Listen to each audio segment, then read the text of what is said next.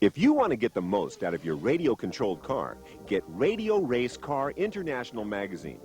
Every month it brings you all the news, views, and reviews from all over the world. What other magazine gives you all this? 100 full-color pages. News of all the latest kits, hop-ups, and accessories that will help you go faster. Fascinating RC industry gossip. In-depth reviews of all the latest cars and equipment. Brilliant free-to-enter competitions. Detailed race reports with informative tech charts. Highly instructive how-to articles. And thought-provoking editorial that doesn't hold its punches. Whether you're a raw beginner or a world champion, there's only one magazine you need to read. Radio Race Car International. You can get your copy from any good newsagent or hobby shop, but by far the easiest way to ensure you get every copy hot off the press is to subscribe. Becoming a subscriber could hardly be easier. Simply phone or fax Traplet Publications on the numbers that are on screen now, and you can order your copies by credit card or switch card. Alternatively, you can send a check for the required amount to Traplet Publications, Traplet House, Severn Drive, Upton-upon-Severn, Worcestershire, WR8 OJL.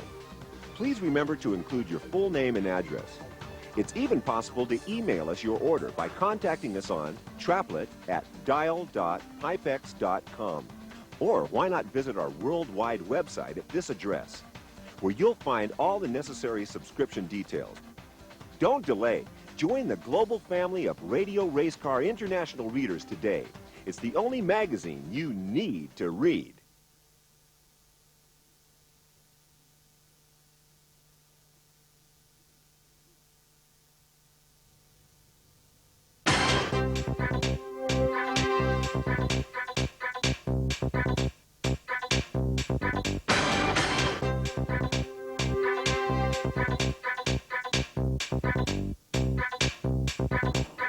Welcome to Radio Race Car International Live.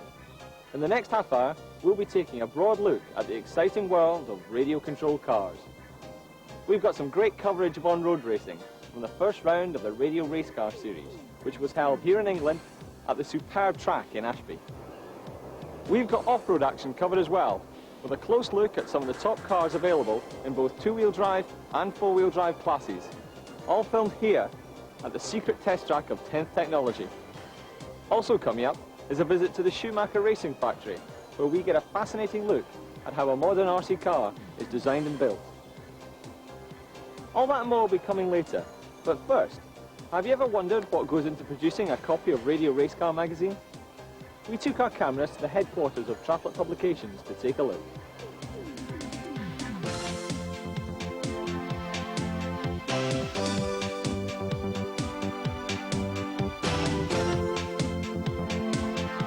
I'm Tony Stevenson, Managing Director of Traplet Publications, and I was one of the founding co-editors of Radio Race Car magazine.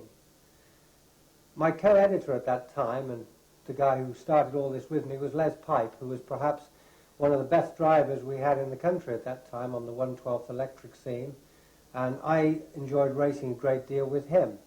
The magazine we enjoyed reading had just gone under or been sold off, I forget which, and we felt there was a need for another RC car magazine, and that was how Radio Race Car was born. Our original print run was a little over 2,000, as I recall, and was printed on just ordinary paper, black and white, with just one colour on the front cover, A5. It was a modest, if not simple production, but one we were very, very proud of. By issue 12, we'd grown to A4 in size, full colour cover, and we were working hard to get the magazine accepted by the news trade.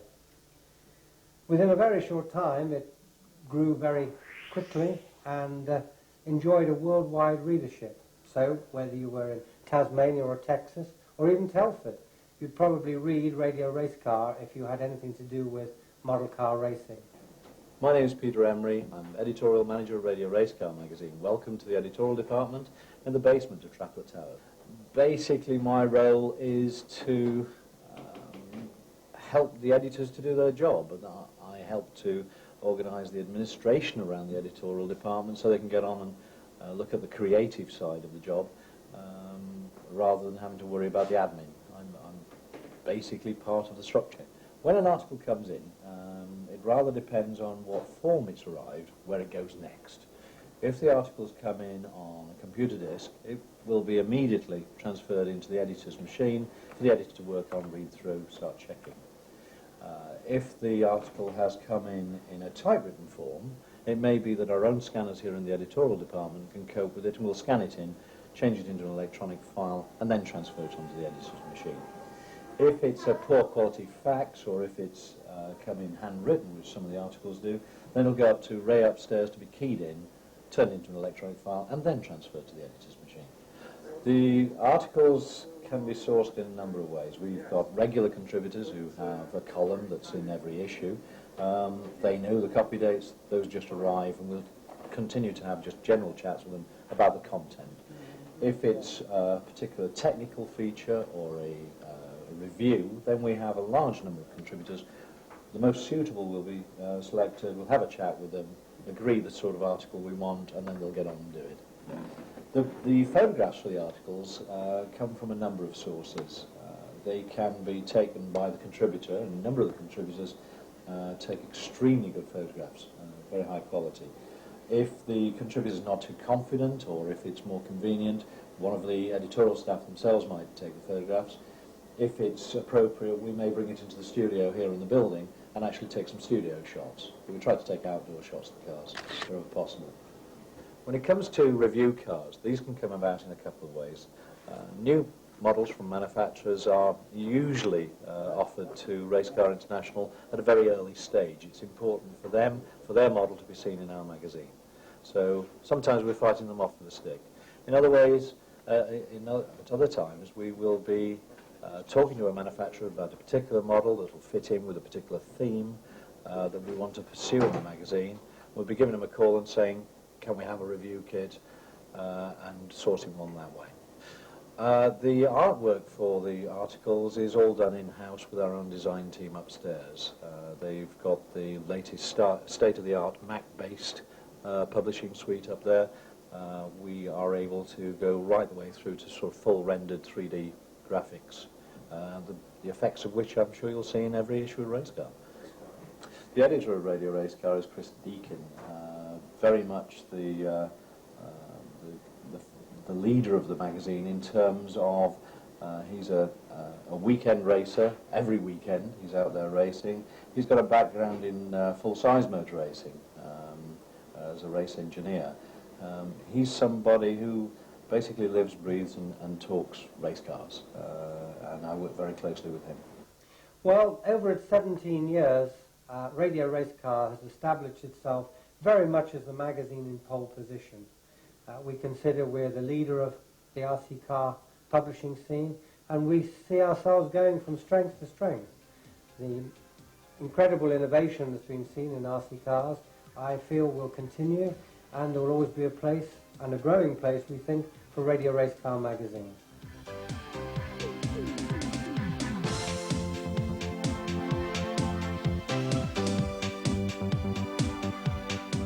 On-road touring cars are one of the most popular classes of RC racing.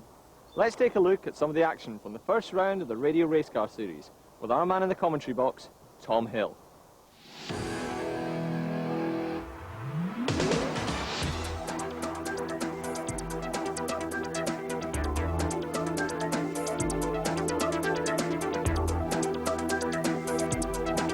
Thanks, John, and welcome to Ashby. You join us here at the racetrack where over 135 drivers have turned out for round one of the Radio Race Car Series. The weather is looking overcast, so the choice of tires may turn out to be critical. Here's Chris Kennedy, who writes for Radio Race Car magazine.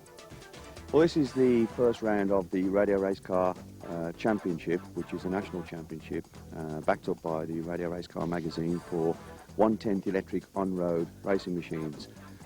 In that, we've basically three major categories. We have the Formula One class, the very realistic two-wheel drive fixed axle Formula One class, rear-wheel drive. We have the wide-body touring cars, which are basically off-road buggies converted to tarmac racing with foam tyres, and very, very low, very, very fast, and used to be the thought-after machinery over the last 5 years for sure.